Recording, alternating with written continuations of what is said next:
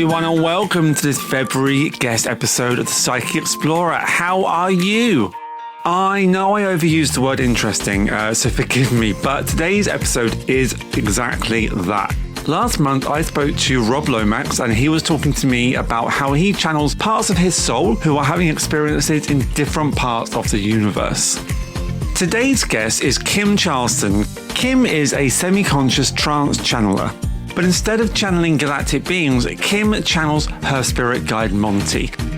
Now, I know this episode and the last guest episode are fairly similar in sort of themes and topics, but once you hear this episode, I think you'll agree they're two different aspects of the same coin, I guess you could say. And don't worry, if you're sat there thinking, oh, this is now turning into a trance podcast, it's not the case. It's just how the scheduling has worked out. Part of the reason I wanted to put Kim's episode out in February was because of Valentine's Day.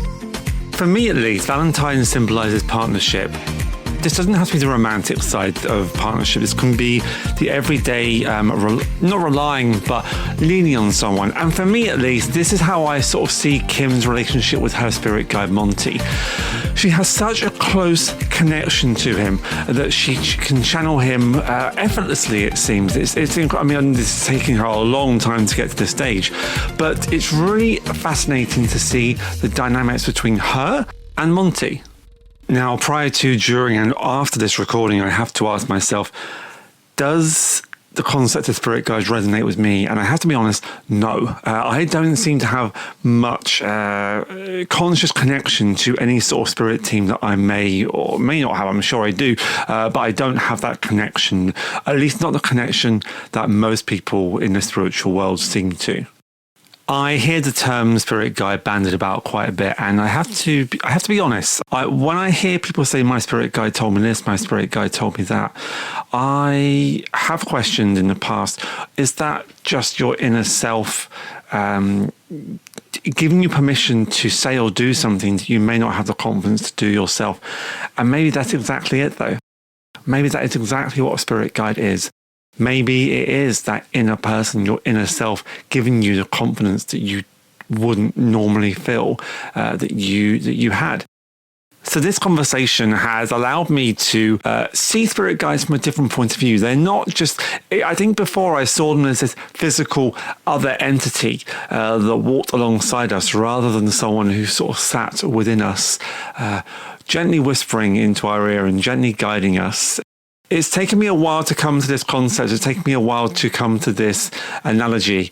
And actually, as I sit here recording this months after the original recording with Kim, this is only sort of dawning on me. This is why I love doing this, because these things come to me after I had a chance to sit with them and they just mellow within me. Or at least initially after the initial conversation. I'll stop saying initially now. Initially.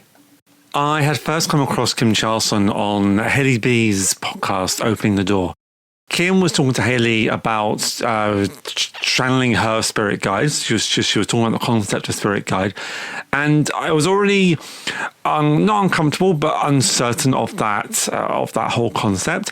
And then couple that with the term trance, I was like, boom, my mind was absolutely blown.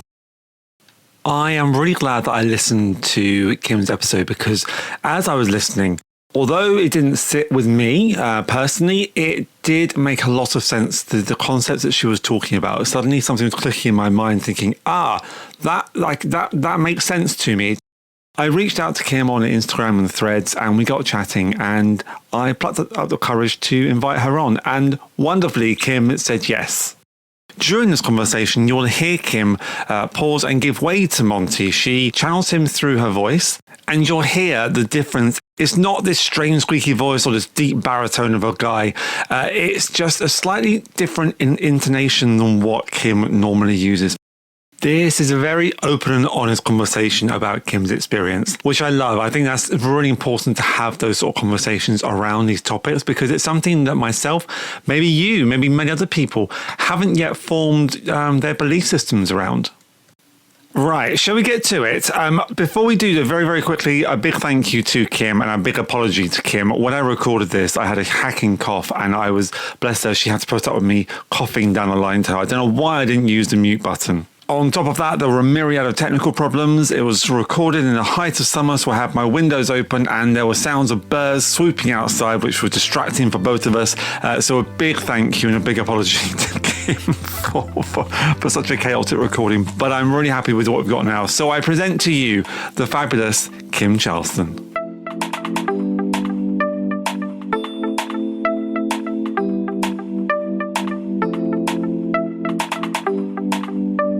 Kim Charlson, welcome to my little podcast. How are you? I am doing so well, and I'm really excited to be here with you, Matt, and to get into everything about channeling.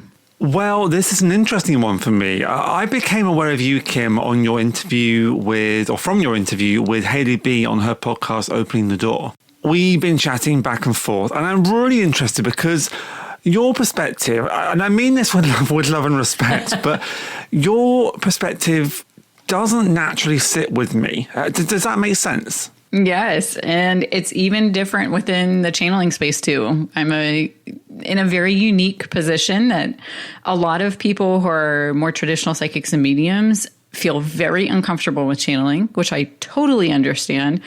And then a lot of people who are very into channeling also have a lot of issues that I'm a very grounded person and have a very specific perspective of like why we should channel, how we should channel, the accountability and discernment that should go into it that I feel a lot of other channels may be lacking. The more I explore on this little path of mine, the more concepts which don't necessarily sit with me or resonate with me. I'm not, the more I do that, I'm less likely to sort of dismiss them, and I want to investigate them. I want to explore them just so that I can understand them just that little better. I love that perspective. And I will say, like, even though I'm a channeler now, 6 years ago, I would have laughed at this and said, well, that person's just off their rocker. I was not a woo-woo person. You said it, not me. Oh, no, I'm fully aware. I'm fully aware of that. A lot of channeling is that my subconscious. Am I making this up? Am I just losing my mind? Like, that's a lot of what channeling is about. So I know you have more questions, so I'll let you guide this discussion. No. As you're speaking, I'm being reminded the first time I'd ever come across this concept of trance channeling. Actually, it was more trance mediumship, and it was on a Netflix documentary called Life After Death. Not the Tyler Henry one. There's another one on there called Life After Death. I don't know if you saw it, but I was watching it and there was this Dutch woman on there and she was channeling this spirit called Tommy. And as she opened her mouth, this squeaky little voice came out of her. And I watched it and I was almost embarrassed. I was like, oh my God, what is going on? It was too strange to be real. It was too bizarre. Your bullshit meter starts to go off.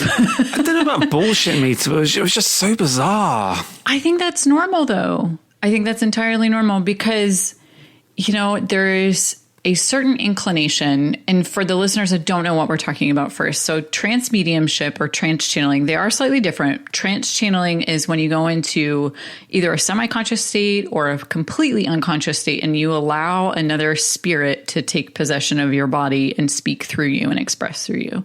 Trance mediumship, the difference is it's a person that's recently passed instead of what we would consider like a higher perspective, a higher vibrational consciousness. And I think the reason why we are so leery of saying, yeah, this is totally legitimate is because there's no way to prove it. Unlike mediumship, where you can say, oh, your grandmother loved to cook this, and I'm getting a sense of this, and she lived on such and such street, of having that evidential mediumship. We don't have that in channeling whatsoever. It is purely based off of trust and understanding, hey, that message really resonates with me. There's something for me there.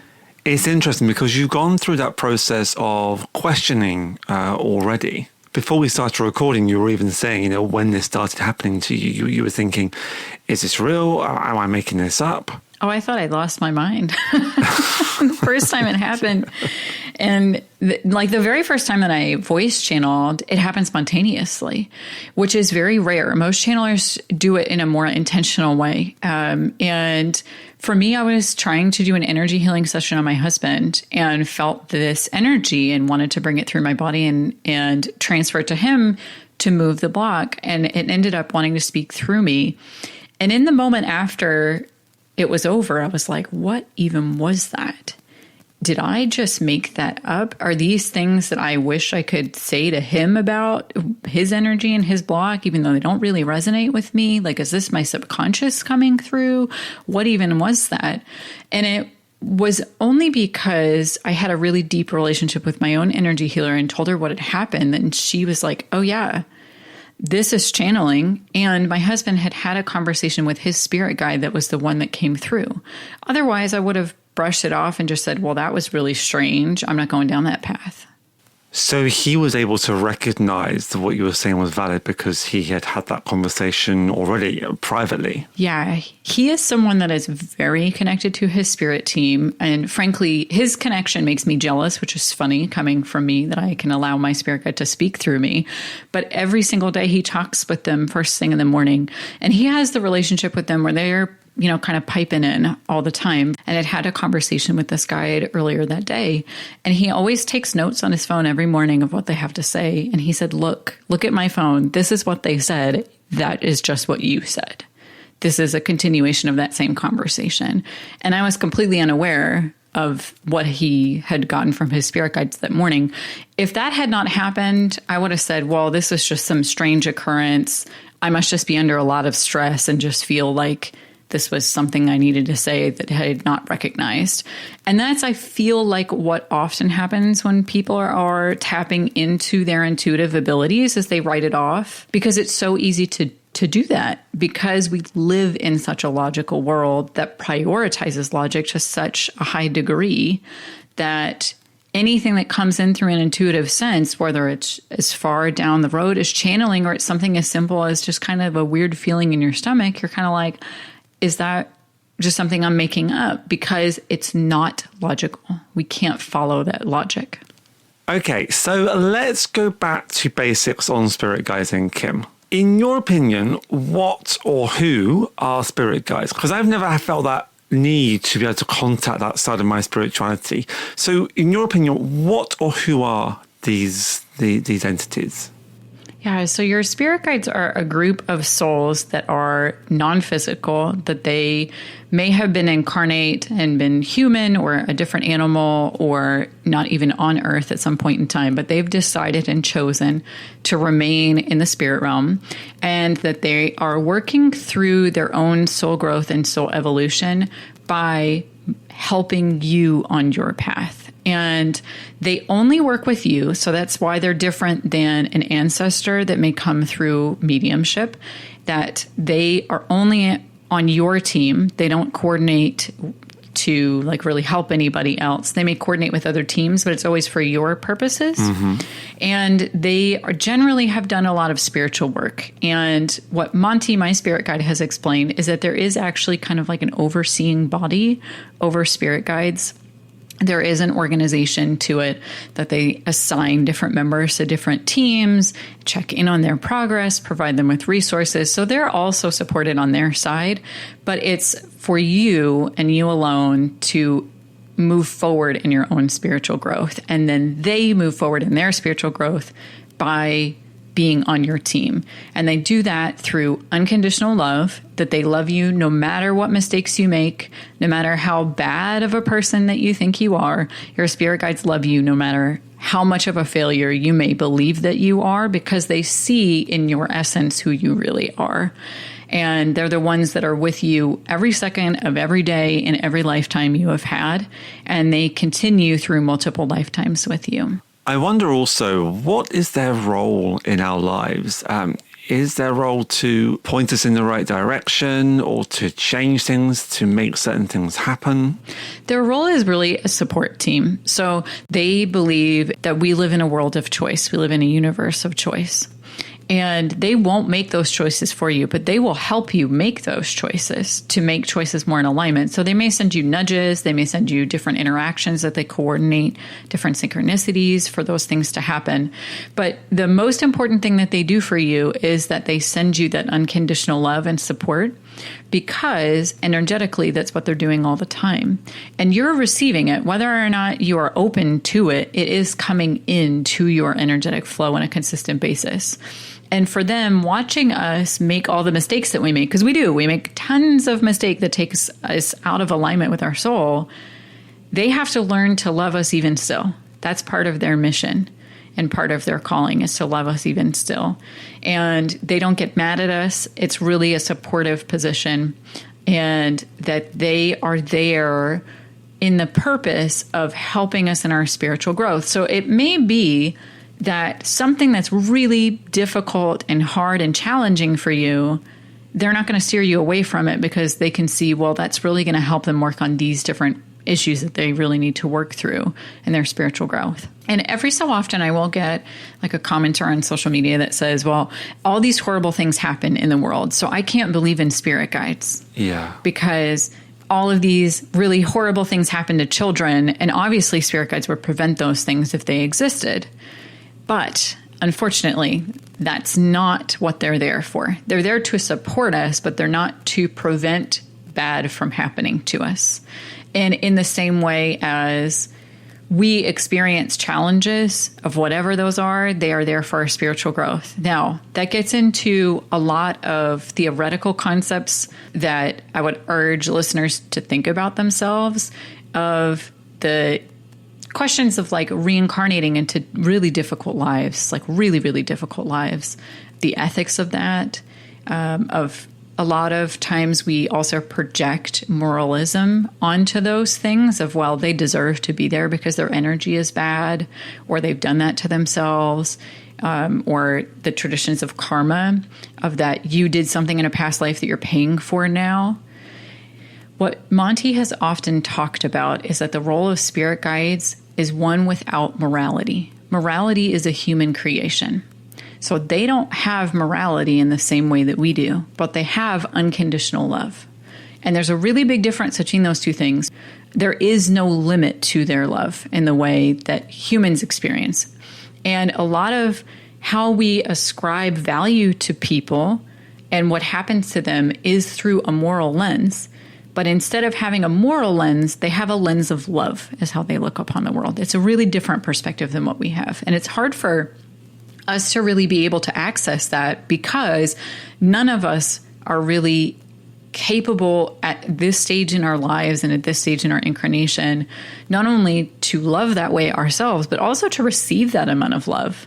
That it is hard for us to really open up to that level of love from our spirit guides. And oftentimes when I am teaching people how to connect with their spirit guides, that every quarter or so I offer a free class for people to connect with them, at least one person starts breaking down in tears and says, I've never felt such deep love like that in my life before. And it's a transformative experience for them. Everything you're saying, Kim, is resonating with me. It is echoing within me. My personal ethos on life is that we are here to learn lessons, but that can be hard because sometimes those lessons are really shit. But if you take a step back if you take an objective point of view, you can say, yes, I had this experience and it was awful, but actually I still learned something from that. And job done. I know I'm overly simplifying that, but I think if you just look at it objectively, the ethos is still valid. Yeah, and I would agree. And one of the funny things is Monty often talks about we're not actually here to learn lessons. And the reason why is because lessons are like there's some authority that is teaching you that. And that puts us into a relationship of the universe is above us and we're below, we're lesser than, and it creates hierarchies in our mind. And one of the things that he often talks about in channeling sessions that we do is you are your own authority. You're the authority on your own energy. And that's also another really different perspective of that. Instead of saying you are being handed a lesson by the universe, you are creating your lessons for yourself. And doing that self-reflection of, okay, what did I get out of this is a really important part of it. What an interesting concept. It's funny because as I say about learning lessons, I don't think I mean it in the way that Monty interprets that. I don't mean it in the way of hierarchy. I suppose a better way of saying it would be rather than learning lessons, we're here to have experiences. That might be a better way of putting it. maybe our souls are here to experience things that they can't experience elsewhere. And I'm interpreting that as a lesson when actually all it is an experience. Yeah. And that's the word that Monty uses, is he says we're here to experience. And specifically what we're here to experience is more of our own soul's expression. And one of the things I've learned in channeling is the word choice is very specific. In the words that he chooses and why he says them, there are certain intentions behind them. And it's very often informed by a very strict meaning of what those words mean. But then sometimes he'll say, okay, this word's used this way, but we're going to use it this way because there's not really a word that exists for this. So we're going to explain this concept in more detail, but we're going to continue to use this word. Trauma is one of those words. For him, trauma, we associate trauma as always something negative in human life. But for him, it's always too much, too fast, and too much energy to process in a single go. And it could be something positive. It's not always something negative, but he uses the word trauma to describe that because in an energetic sense for him, trauma is energy that gets stuck in us. It could be positive energy that gets stuck in us, not just negative energy. So in channeling, we kind of learn like the pattern of words is very often important. The word choice is very important. And I think I have a tendency to mince words because of that, because I'm like, well, but the words matter. I could listen to you all day, Kim. I find what you say, the topics that you and Monty explore, there are so many layers in what or how you explore and what you say on these different topics. I feel really privileged being able to listen to you live. But I'd really like to know a bit more about your experience, Kim. You spoke earlier on about how you first channeled, but can we take a step back? Were you always spiritual? Were you always woo-woo? Were you more corporate? What's your background? So I laugh because I was so not a woo-woo person. At all. And in fact, I own a marketing agency, and years ago, we worked on a website that was a directory for healers of all different types of energy healers, Akashic record readers. And that was my first exposure to a lot of these different concepts, was doing SEO research to help this website rank. And I was like, who in the world pays for an Akashic reading? Like, what even is this? How do you even say this word? I couldn't even say the word Reiki because I didn't know how it was pronounced.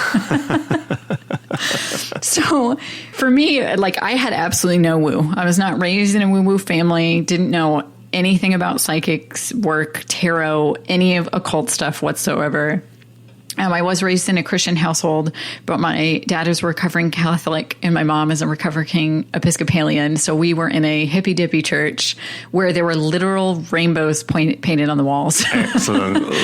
That's a church I can get on board with. Yeah. I mean, I was a very love and light, and it's a super liberal church. They actually sued the state of South Carolina to legalize gay marriage. Oh, it's really? a completely different experience. Yeah. Great. But that was my religious upbringing and what I had as a kid. But absolutely no woo stuff. And I approached life in a very logical, achievement-based fashion. And I still struggle with that a lot. I got really deep into hustle culture because I started a marketing agency very early on in my life and felt like I had a lot to prove. But at the end of the day, I worked myself to the bone doing it for, 10, 15 years now, that it just got to be too much. And I didn't know how to cope. So I started going to therapy. The problem is I'm one of those super logical people that is extremely self-aware. And I'd already read a bunch of books on CBT, had started applying CBT to myself of, okay, what was the trigger? Why do I feel this way? How am I going to work through those emotions? Got to therapy. They were like, well, we don't really know what to do with you. You're kind of doing all the tools in our toolbox. And after 4 therapists, I was like, well, I don't know what to do, but they're just at this point saying, this is all there is. I got to learn how to cope with this. And it got to the point where I was just looking for anything. And a close friend of mine, she was a copywriter and she's based in Australia. She decided that she was going to try becoming an energy healer and started giving away sessions for free. And it was during the time of the pandemic where we were all using, I can't remember the name of the app. It was like something house. It was like a chat app that you could listen to people having conversations in other countries. Oh, okay. And I had downloaded it and saw like, oh, someone I know is on this and she's live at the moment. So I'm going to just listen to it. And she was talking with somebody else about energy healing and what a difference it had made in her life. So I reached out to her and found out she was giving away the free sessions. And I decided, you know what? I've tried therapy. I've tried all the self-help books. I'm going to give it a try and see if that is something that's going to help me, because I was completely at a loss. And that single session was so helpful and so transformative that I said, okay, maybe there's something to this energy stuff, that I was willing to try it just to see, because I was so desperate. And in the interim between when I decided to go down that route and really getting into it, my husband dislocated his shoulder and had to have surgery. And he was down for weeks, like couldn't really move his arm. I was on my own at the agency because we've worked together for a number of years at that point, and was just completely overwhelmed and said, you know what? I'm going to take this as just I have to do this because I need help. I am at my limit. I cannot keep going. And so committed to working with her doing energy healing. And when we would do the energy healings, after a while of working on my own energy for probably a couple months with her, I started to be able to sense my spirit guides, but it was only when I was connected with her. And the reason I understand now is because she was kind of boosting up my energy to the point where I could connect with them. But if I was in meditation, I couldn't hear them at all. Even if I was trying, I couldn't connect with them, couldn't sense them, couldn't really understand like why they weren't there. And I chalked it up to, well, it must be one of those spiritual skills that only a few people have, and I just can't have that. It's not for me. I feel like a lot of people are probably in that same position of they really want to connect with their spirit guides, and they can sometimes, but then they feel like it must be a gift for some other people, or they can only connect with them through things like angel numbers. And that's really where I started my journey of connecting with them. And it wasn't until I did a lot more energy work and then started journaling, where I would ask questions and then I would try to connect with my highest self and receive the answers, that I then started being able to connect with my spirit team. That my highest self was the thing I could connect to first before I could connect with my spirit team. And then I spontaneously channeled and then decided, okay, this is something I actually really need to cultivate on a consistent basis.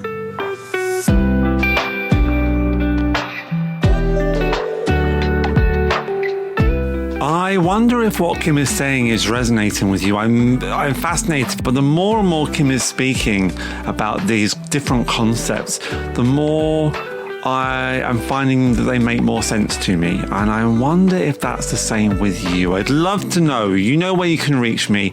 You can reach out to me at Facebook, Threads, and Instagram at the.psychic.explorer. I'd love to know what you think of this and my other episodes. This is a place where you have impact and you have input. If you want something different, let me know. If you want to be on the Psychic Explorer, let me know. You can also find Kim on Instagram and Threads at Kim Charlson. Also, her fantastic podcast, Vessel and Voice, has just celebrated its 50th episode.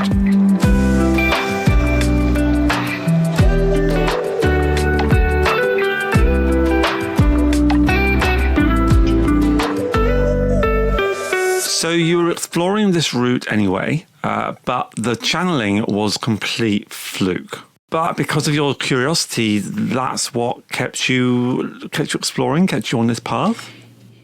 For voice channeling specifically. And it turns out that as I went down this road to learn more about channeling, I'd actually been channeling before that and just didn't know it.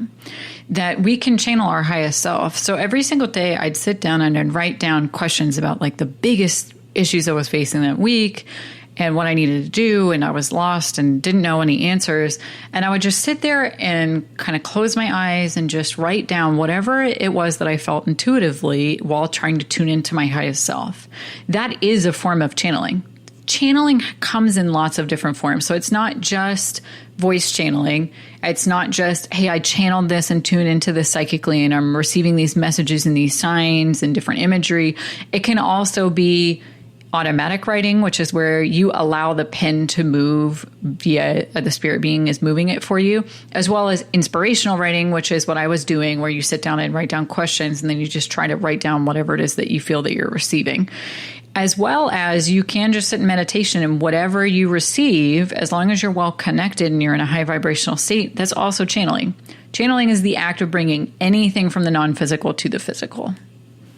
Anyone who has listened to this podcast before knows that self-trust, self-doubt, believing in what's coming through is a big theme for me.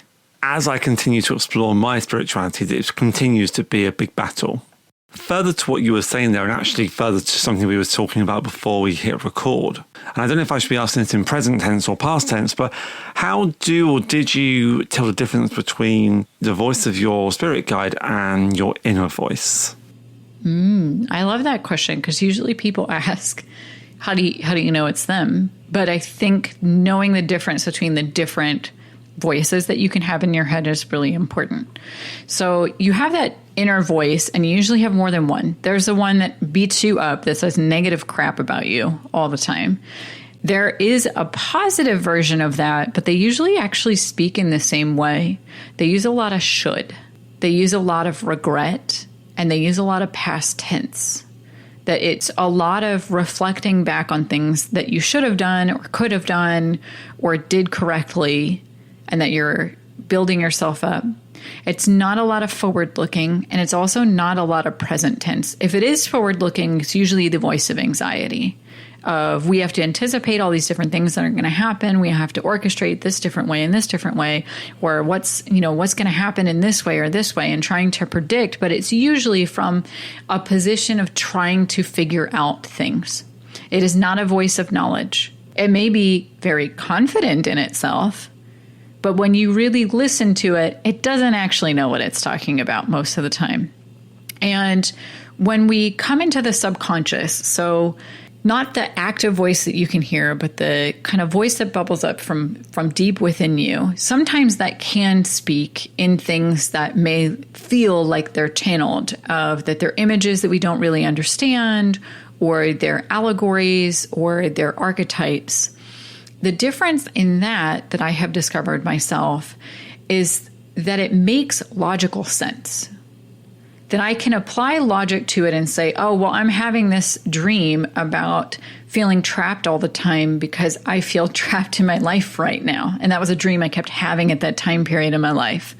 I would have these horrible, horrible dreams, and they were not positive. And that every single time it was resonating with how I was really feeling deep down, if I really tuned into that subconscious that I was very unaware of at that point in my life.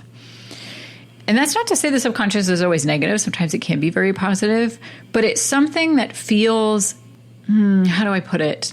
It feels natural to you. It doesn't feel foreign. It feels like, oh, I understand it now. I see that in myself now.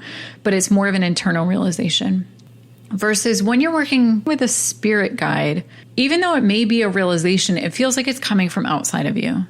The way that it's communicated is usually very different in terms of the vocabulary, the sentence structure, but it will often be extremely positive things, especially when you first connect, because they're so loving to us.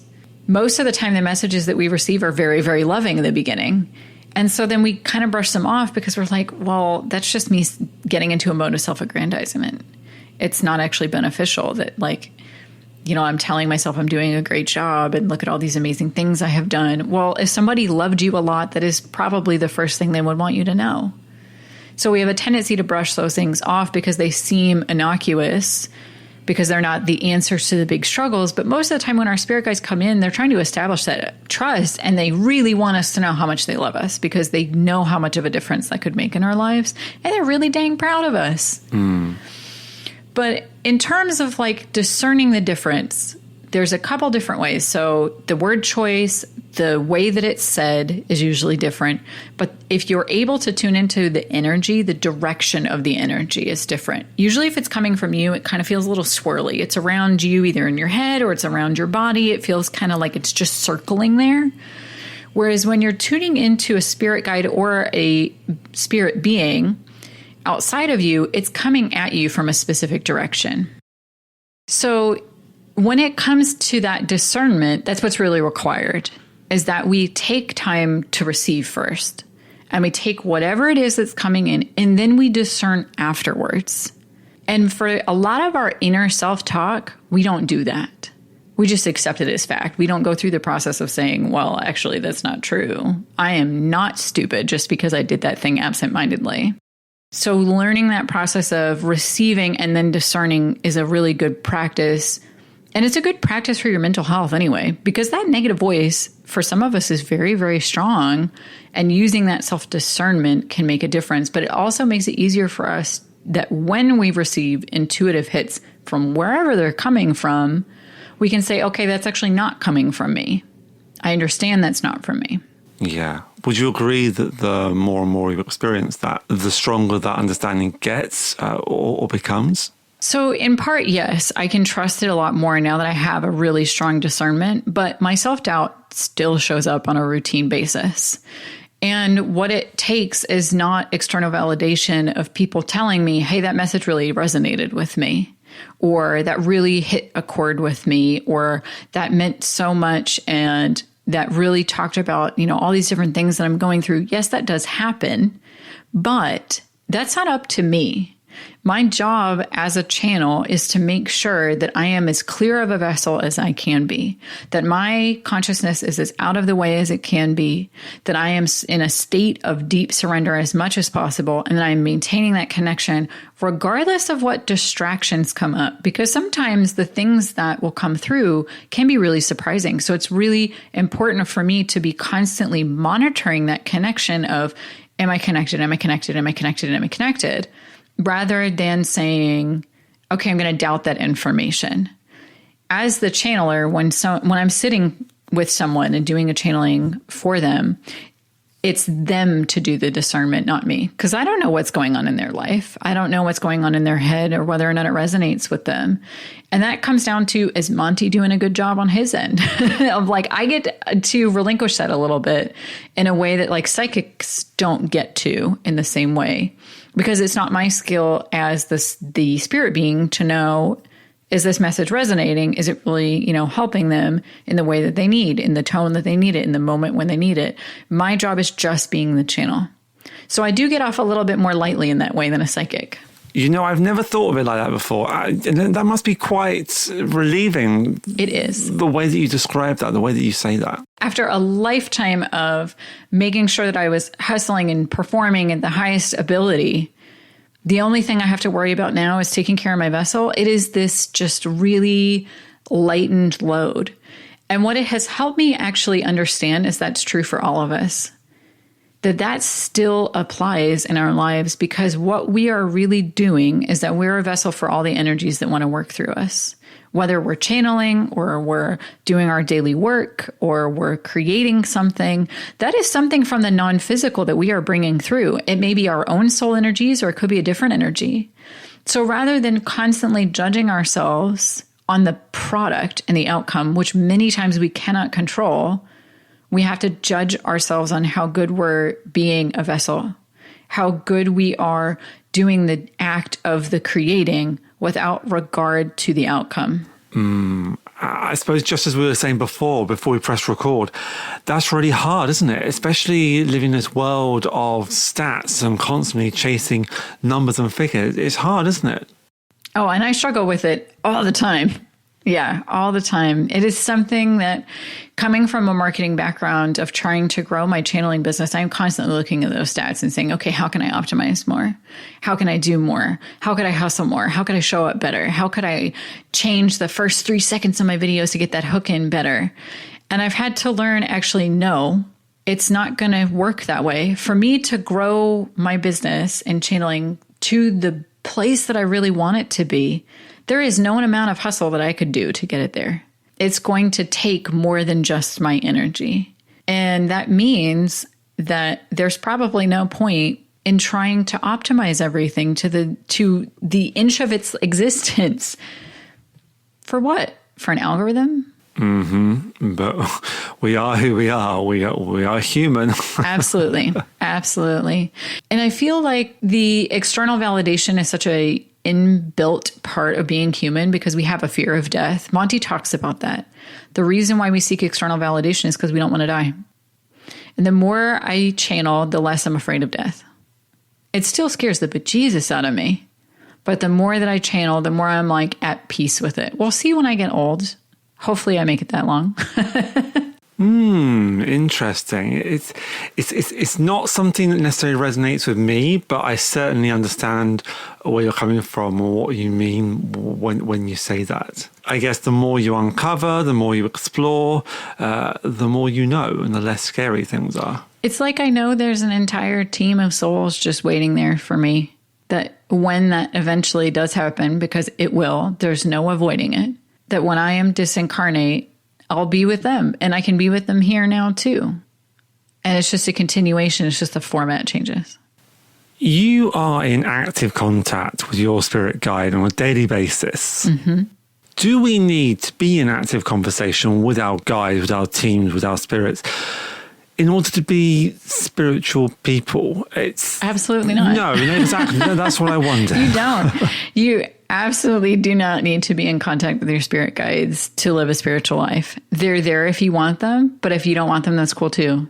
And in fact, like my energy healer that I've worked with extensively, she often talks about, she sees most of her clients parentify their spirit guides. And so for some of them, it can be a really negative experience, because then they're like, okay, tell me what to do. I don't know how to make choices. I need someone to be my parent. And that can be a negative experience for some people. For me, it's really positive to be in contact with my spirit guides, but it isn't for everybody, and it's for different reasons. But the one thing I will say of why I would say being in contact with spirit guides can be useful is they have a much higher perspective than you. They're much more in tune with the universe and all of its complexities than we understand. And when you just have no one else to go to, they're there for insights, for guidance. And yeah, they can provide answers, but they won't just say, here's the answer. They'll guide you through that process of making a decision, because part of you making choices, you going through the experience of living, or what you would term lessons, however you want to call it. But that's the process of why we're here. And they have a deep amount of respect for us, because being physical is way the hell harder than being in spirit. It is just simply more difficult in many ways. Energy just moves more slowly here. We have to deal with lots of really horrific things that don't have the same weight in the non-physical world. And so they see us in our own way as masters of energy, because we have decided to come here, and they have a deep level of respect for us. And with that respect comes the understanding that we make our own decisions, but that they can help us along that path. So you use what you call semi-conscious trance to bring your spirit guide Monty through. Yes. What does that look like? What is that? What does that mean? What does that look like to you? Can you describe that? Yeah. So semi-conscious trance means that you're not fully unconscious, versus a full trance state or deep trance. You have absolutely no idea what's going on, and the being is in full control. So there are definitely a lot of mediums that are out there that go into full deep trance, and they can walk around and have conversations, and it's quite amazing. Kevin Ryerson was a really famous one, if you want to check that out. That he is famous because he was a channeler that worked with Shirley MacLaine, who in that time period, she's the one that really made channeling famous, is that she wrote her books about channeling and started to bring a lot of awareness to it. So he channels, and is still alive today, and channels, I think 4 or 5 different beings that he works with. So for me, when I go into a semi-conscious trance state, I go through a meditative process to prepare my energy, of that I ground, and I set my thinking mind to the side. I let go of all energetic connections. I clear out my space, so I make sure that no other beings are hanging out. I then expand my energy a whole bunch and open up my heart to receive. And then I make connection with Monty, or whomever I'm channeling. So I do mostly channel Monty, but I do channel from time to time other spirit beings. But Monty is who you'll see me on social media, or our podcasts, or in our community. That's who I work with. And in sessions, sometimes I will also channel other people's spirit guides. So that does happen from time to time. But then at that point, I'm using my discernment. My consciousness is still in my body. And I'm connecting with Monty, and he's usually to the front and left of me. And I make sure I know it's him. When he first started showing up, he had more of a human kind of looking form. He has some like fishy qualities to him that make him feel a bit of a caricature, to be honest. But as I've gotten to know him a lot more, he just appears as a ball of energy at this point that has this quality to it of sunlight coming through waves, is how I would describe it. It's really warm, it's really loving, really inviting.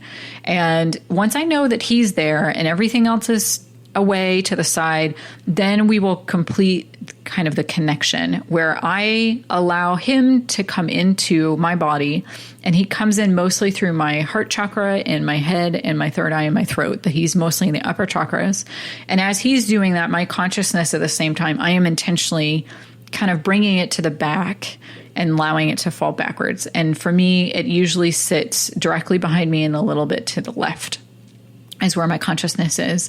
And I can have a sense of that's where I am. And it often feels like I am observing from the outside, because my consciousness is no longer really, it's still within my energetic form, but it's not in my body anymore. It's still within my energy and my, what we would call like your aura, your, what Monty terms your energetic center. And it's then at that point that he kind of settles himself in. And if you watch the process of when I first start to bring him in, if you see the whole process, you can see my body starts to shift. I actually sit differently. When he comes in fully, my body language changes. And it's kind of funny because I do get slight back pain because he sits up straighter than I do normally. So it uses different muscles. And then he will say, you know, this is Monty, and welcomes himself in. And depending on what we're doing, you know, he then sometimes gives an opening message or talks to the person. And from there, he just kind of takes the show. And my job then is to make sure that my consciousness is out and that I'm maintaining that connection and that I'm really surrendering and that I do not know what he's going to say at any given time. So we do, for our membership, we have a monthly meditation. And that one's usually the most fun for me because he doesn't tell me what he's going to do. And it's kind of like this fun little experiment of I go through the process of helping everyone prepare their vessel to receive whatever meditation that we're doing. Then he comes in and he's like, hello, everyone, this is what we're actually doing today. And then takes them through another form of the meditation. And I just get to sit there and watch it unfold. And it's kind of a fun thing because most of the time he kind of gives me an idea of like our podcasts or for our weekly messages. I can see the direction that he's going in and kind of anticipate it, or he's asked me for more questions on the podcast topics. But for certain things, I have absolutely no idea. And channeling sessions are definitely like that because the person that comes in many times, I don't know anything about them. We keep our cameras off so that way they really feel like I'm not reading them in any way. And I do have my eyes closed when I channel. And those are often the most interesting because Monty will know things about the person that there's no way for me to have looked up online. And I find it as well of that we talked about doubt before. Every single time I have a channeling session, it reinforces that for me of, nope, this is definitely real. One of the first channeling sessions that I gave away to a friend, she's a very witchy person.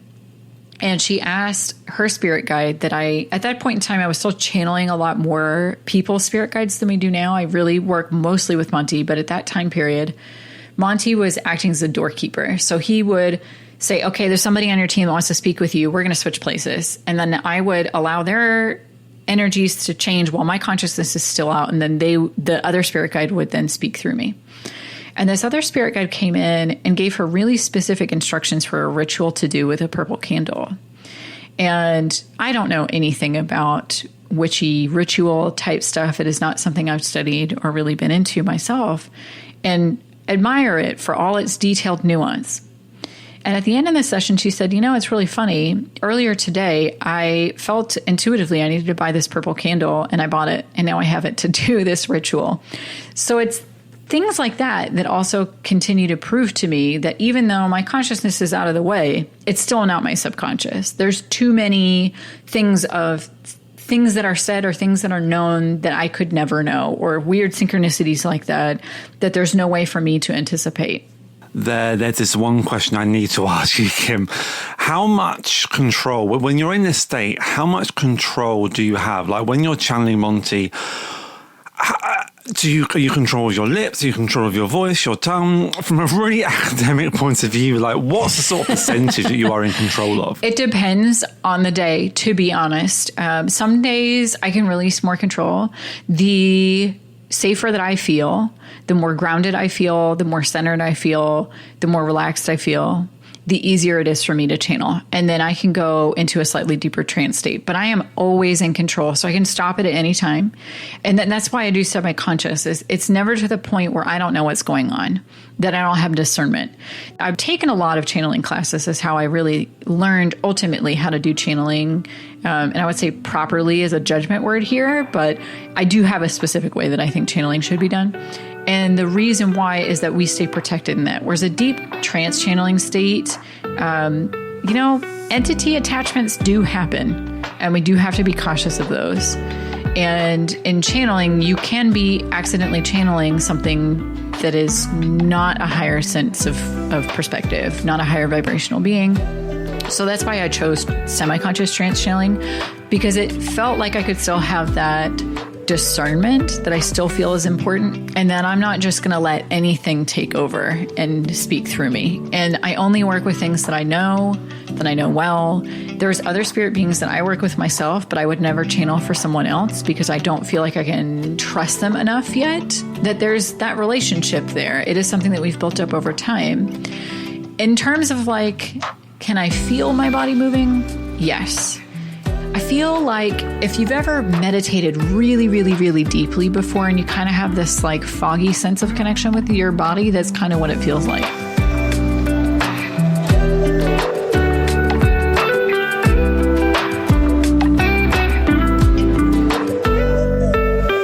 Okay, Kim, you have answered all my questions. For the human. Yes, the human Kim has, yes. I had some questions for Monty, but as we've gone through this, you've sort of answered those already. You will have different answers, though, or a different way of answering them. Well, what I will say is that earlier on when I was thinking of what question to ask, I just had this thought that whatever question I write down is not going to be the question that I ask. I just had this feeling that whatever I was going to ask was going to be fluid and natural. Mm-hmm. And I still don't know quite what I'm going to ask. And in case listeners haven't quite worked out yet, you, Kim, are going to step back and allow Monty to speak in a moment. And just to also say that your voice changes. It's still Kim, but there's just something that it just sort of changes ever so slightly. Yeah, I don't sound like I'm a small, tiny person speaking out of my voice in the same way like some other channels do. Yeah, but it's different. Yeah, there's never so slightly different intonation in your voice. It's still Kim, but there's just something just slightly different about it. And honestly, one of the funny things is when I go back and edit stuff, it'll be like, oh, he moved this way, or he did that, even though it's my body, that it's different enough for me that even when I'm reviewing it, it doesn't feel like I'm watching myself. It's kind of very strange, and it's taken a while to get used to that, honestly, in its own way. So, but we'll let him speak for himself, and I'm sure he will have stuff to start you off because he usually does. We'll let him come in and see what he wants to share, because he's been here listening this whole time, so I'm sure he's got some stuff that he wants. Like, I can tell he has some things that he has some thoughts on. Okay, great. Yeah, fire away. Hello, it is Monty. How are you? Hello, Monty. I'm Matt. Nice to meet you. Wonderful to meet you as well. We are delighted to be here with you today. So before you begin your questions, there are a few things we would like to clarify of our perspective. Is that all right with you? Please, carry on. Thank you. So what we would say is the most important takeaway for the listeners of this episode is not that channeling is a unique skill to certain individuals, as Kimberly has spoken about, but is something that everyone does and that they are currently doing right now. And that is something that most humans do not recognize, is that their soul, in its own way, is being channeled through your body every second of every day. You are already a channeler. And that is something that we wish to underline because it is important for you to open up to that realization. The more that you can open up to the realization that you are already channeling your soul, it becomes much easier for you to become more intuitive, to allow other energies as well to come through you. The other thing that we wish to clarify is something on the spirit guide perspective, that not only are we beings of unconditional love, organized in such a way that we help one specific individual and that we are on our own soul journeys, but as well, we are of a team. So it is important to understand that not only do we function as specific individuals, but we also function as a collective. And the collective has an overall intention of that we are helping and guiding you. But each respective individual on the team also has specific goals and assignments that vary depending on their personality, we will say, their specific energetic intentions. So it is important that as you access your spirit team, if you wish to begin to communicate with them and you contact one specific individual versus a collective or group of your spirit team, to ask them what their goal is for your relationship. That way you understand who they are in relationship with you and how they can best help you. So, what are your first questions, Matt?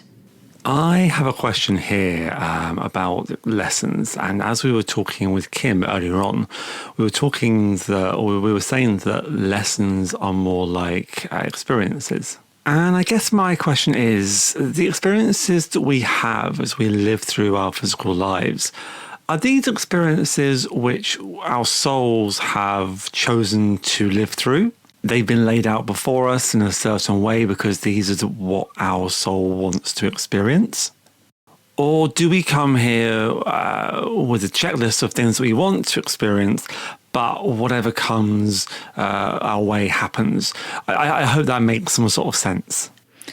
Yes, we understand your meaning. So what we would say is that it's important to understand that your soul does have specific goals and intentions, as humans would term them, for the reason why you are manifest in this particular lifetime, in this particular place, in this particular situation. And it is much less about the format of those things as the energies behind them, because at its first level, you are a soul first, and a soul is, in its pure essence, energy. And so you collaborate with different energies in creation by allowing yourself to have those experiences and to process through those energies, many of which are energies that you have worked with in a past lifetime and yet need to work with again to be able to master those energies, to master that relationship between you and those different energies. Your soul does not change, we would say, but it does grow in the way that it understands what energies it works best with, what energies it can create from, what energies it prefers and does not prefer, and which other ones it could care less about.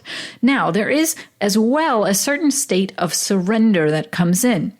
Of that, while you have those specific intentions, and you know on a soul level that those things will happen regardless of the events of your life, the conditions of your life, there is a certain amount of surrender because your life is also dictated by sources outside of yourself. There are larger energies at play, such as the community in which you live, the environment in which you live, the government, many different things that are outside of you that impact you. Now, your soul can choose to work under some of these certain conditions, but there are many of them that are entirely out of their control. And so thus comes a certain state of surrender, of saying, come what will, I am still here to work with these specific energies, and the other energies that show up are new experiences for me to have that may dictate my future direction in my future lives. That answers my question beautifully. Thank you. As you're talking, I'm also minded to ask about something that me and Kim have spoken about, spirit teams. Now, I don't feel like I'm in active communication with my spirit team or my spirit guides. Kim earlier on was talking about different spirits coming and going and helping at different stages. How do past loved ones fit into that? What is the interaction between those who have passed and who are in our family? And how far does that chain of heritage go back? What a beautiful question. So, what we will say is that unlike a spirit team, your ancestors or loved ones that may be of an energetic lineage rather than a familial lineage interact with you and many others that also share similar connections to those souls. So, this is the difference between a spirit team member who is basically just for you and an ancestral or energetic lineage that you have where those connections are for more than just you. It is a community of souls that are collaborating together across multiple lifetimes. So it is a bit more complicated because you need to understand the quantum reality of the soul. You exist everywhere all at once. And so that is why, although someone has passed on and may be reincarnated at the moment when you are speaking with their we will say part of their soul that you recognize, they are still there and are still available for you to converse with, to interact with, to participate with, because at a soul level, you exist everywhere all at once of all of your different existences at the same time. This is something that is difficult for humans to understand, but as quantum is coming more into awareness, it is becoming easier for humans to understand. So the difference is beyond that a ancestral or energetic line also works with a group collective of many different individuals that have those same ties or similar ones to the individuals to create a group is slightly different, but in its goal in essence is that you are in a community where you are together growing, changing, learning, evolving, experiencing. But rather than one is above the other, you are together as equals. And that is an important aspect that you learn the more that you go down your spiritual path, is that your ascended, we will say familial loved ones, are not always the highest source of guidance, and yet may be the ones that you listen to the most intimately because they are the ones that you feel that you have the evidence to trust. However, they are on their own path and journey just as you are.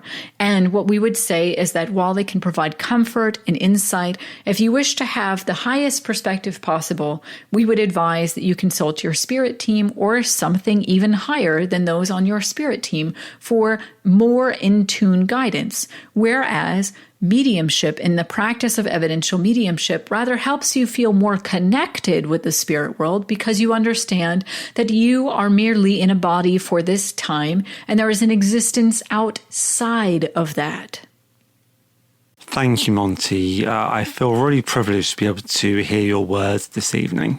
I guess the only thing I want to ask you now, Monty, is do you have anything that you would like to share with the listeners? We would. The most important thing for them to consider as part of their own spiritual work and path is a deep connection with their soul.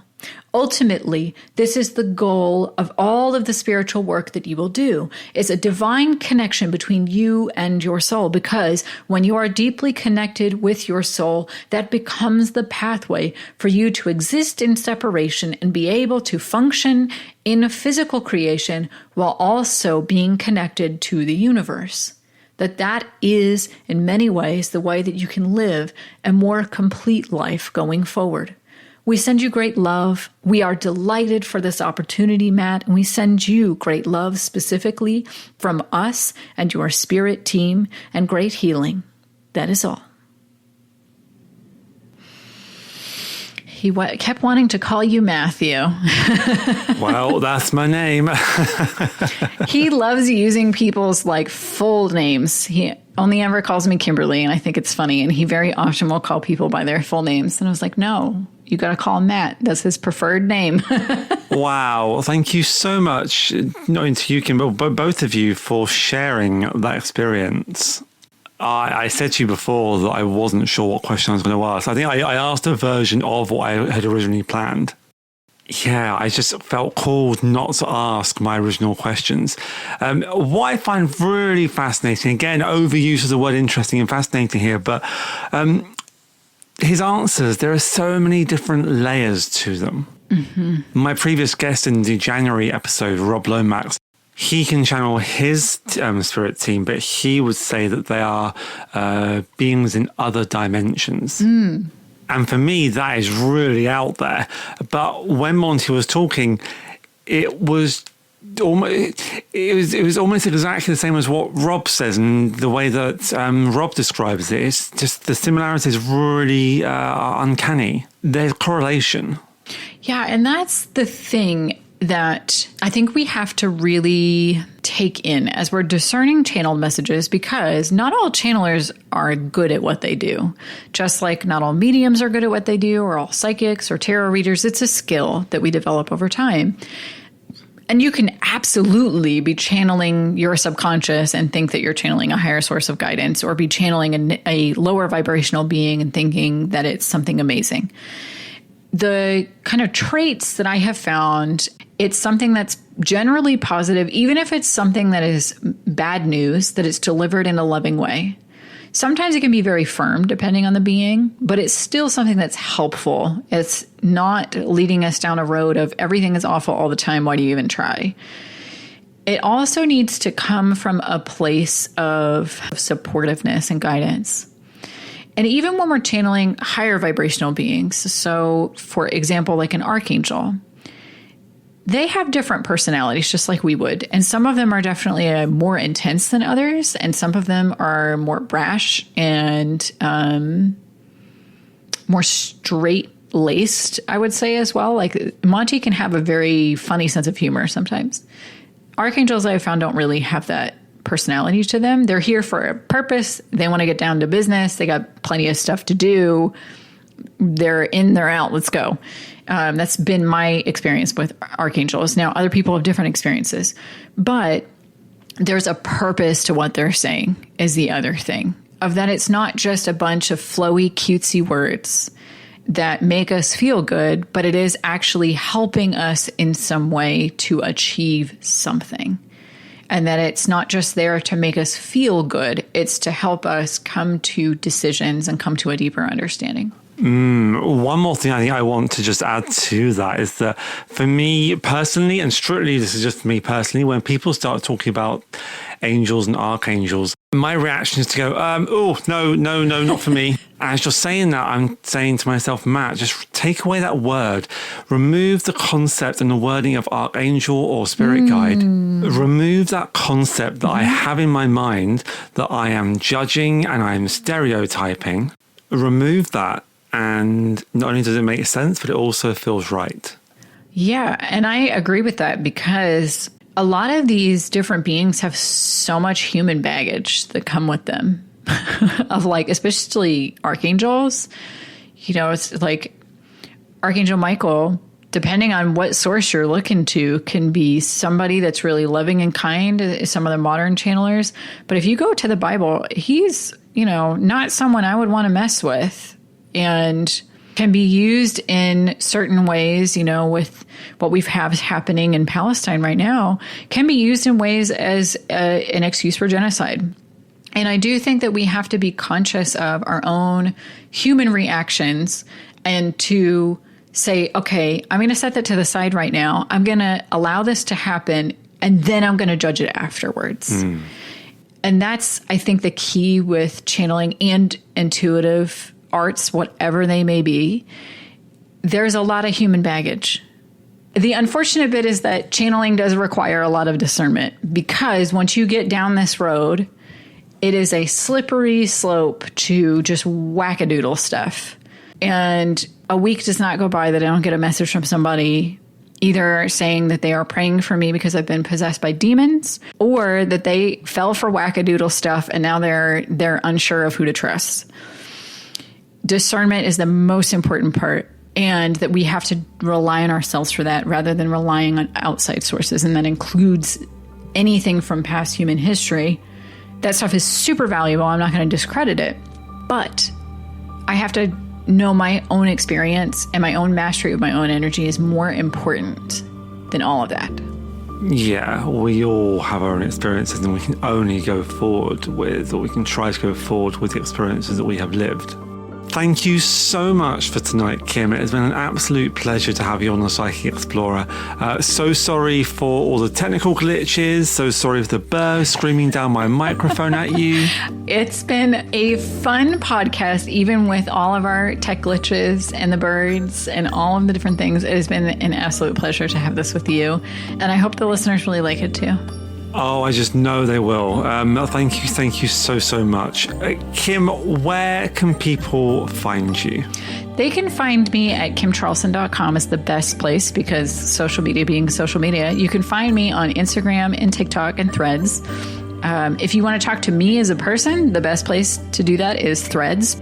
You can sign up to get a free meditation on our website that will help you connect with your spirit guides for the first time. So if you're interested in going down that road and you've not been able to connect with them before, definitely check that out.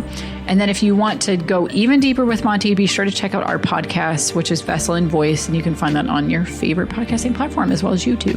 And I would recommend listeners do exactly that, because every time you talk about something new, a new different topic, there are so many different layers. Every time I listen to the same episode, I hear different things. So yeah, I definitely recommend. Thank you so much for tonight, Kim. It's been just wonderful. Thank you. Thank you. It's been a pleasure.